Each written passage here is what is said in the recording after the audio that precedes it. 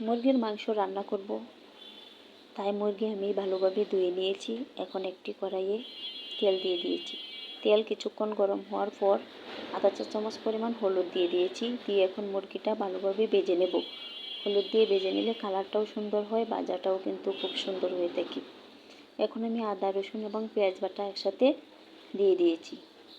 কিছুক্ষণ আরও নাড়াচাড়া করব। এখন আমি এলাচ, দারচিনি, তেজপাতা একসাথে দিয়ে মরিচের গুঁড়া, হলুদের গুঁড়া, ধনিয়ার গুঁড়া, স্বাদমতো লবণ, এগুলো দিয়ে আরও কিছুক্ষণ নেড়ে চেড়ে নেব। আমি এখানে কোনো পানি ব্যবহার করব না। এই পর্যায়ে জিরার গুঁড়া দিয়ে দিয়েছি। দেওয়ার পর আরও কিছুক্ষণ নাড়াচাড়া করে নেব। এভাবে নেড়ে চেড়ে রান্নাটা করলে অনেক মজা হয়ে থাকে। আস্তে আস্তে মাংসটা কষানো হয়ে যাবে। এখন আমি একটি ঢাকনার সাহায্যে ডেকে দিয়েছি। ডেকে দিয়ে আরও কিছুক্ষণ কষিয়ে নেব।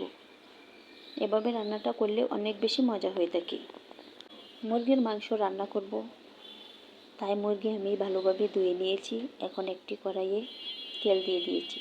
তেল কিছুক্ষণ গরম হওয়ার পর আধা চা চামচ পরিমাণ হলুদ দিয়ে দিয়েছি। দিয়ে এখন মুরগিটা ভালোভাবে ভেজে নেব। হলুদ দিয়ে ভেজে নিলে কালারটাও সুন্দর হয়, ভাজাটাও কিন্তু খুব সুন্দর হয়ে থাকে। এখন আমি আদা, রসুন এবং পেঁয়াজ বাটা একসাথে দিয়ে দিয়েছি।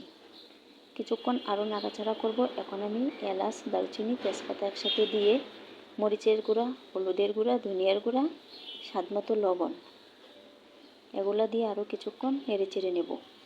আমি এখানে কোনো পানি ব্যবহার করব না। এই পর্যায়ে জিরার গুঁড়া দিয়ে দিয়েছি।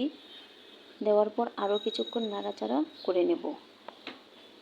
এভাবে নেড়ে চেড়ে রান্নাটা করলে অনেক মজা হয়ে থাকে। আস্তে আস্তে মাংসটা কষানো হয়ে যাবে। এখন আমি একটি ঢাকনার সাহায্যে ডেকে দিয়েছি।